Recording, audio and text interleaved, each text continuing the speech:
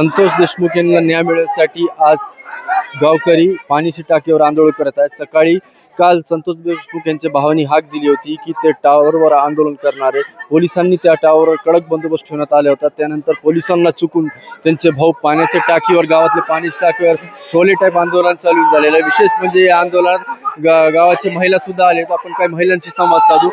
काकू तुम्ही कळालात काय नेमकं तुमचं मागणं काय? आमची एवढीच मागणी आहे की वाल्मिक कराडला तात्काळ फाशी द्यावी आणि राहिलेला आरोपी तात्काळ अटक करावा आणि त्याला ती फाशी द्यावी। नेमकं पोलीस प्रशासन काम करत नाही का? महिना उलटून गेलेला आहे, अजून सुद्धा एक आरोपी धरायचं बाकी आहे।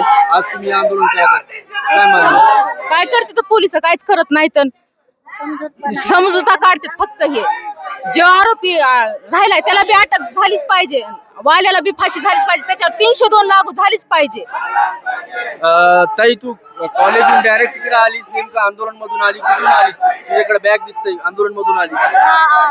आरोपी तात्काळ लवकरात लवकर अटक झाला पाहिजे, आरोपीला पटकन अटक करा। आपण जर बघू शकतो की काय वयस्कर आजी सुद्धा आहे। आजी तुम्ही या आंदोलन सहभाग झाला, काय मागणं आहे तुमचं? आम्हाला त्याला फाशीची शिक्षा द्यावा, फाशीच द्यावा आमची फाशी। आमचा जसा त्याला फाशी नाही दिली तर आणखीन बाकीचे पण मारू शकतो, आणखीन पण गावात मोकळं करू शकतोय। त्याला जर मारलं तर आमच्या नाही तर आम्ही शांत बसू शकत नाही। जोपर्यंत आम्हाला न्याय मिळत नाही तोपर्यंत आम्ही रस्त्यावर उतरू।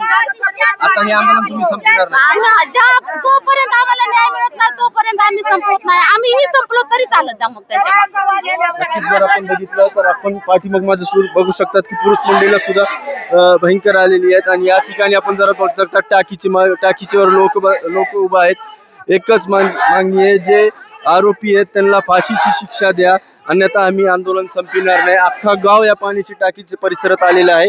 आणि आपण जसं बघू शकतात की पलीकडून या मैदान सगळं भरलेलं आहे। जिल्हा परिषद शाळेचं हा मैदान आहे। हा सगळं परिसर गावकऱ्यांनी आता घेरून टाकलेला आहे। आणि काही लोक माध्यम आहेत तर जरांगे पाटील इथं आलेले, जरांगे पाटीलला साधतायत आणि जरांगे पाटील सुद्धा त्यांच्या भावाला फोनवर साधलं होतं की तुम्ही खाली या, मी तो बोलतो, पण ते यायला तयार नाहीत। आपण जर बघितलं तर 3 मजला हा पाणी टाकी आहे। त्या ठिकाणी संतोष देशमुख यांचे भाऊ आंदोलन करीत आहेत। आणि खाली जर बघितलं तर आपण गावाचे सगळे महिला इकडं आंदोलनासाठी आलेले आहेत। नवराष्ट्रासाठी आमिर हुसेन, बीड।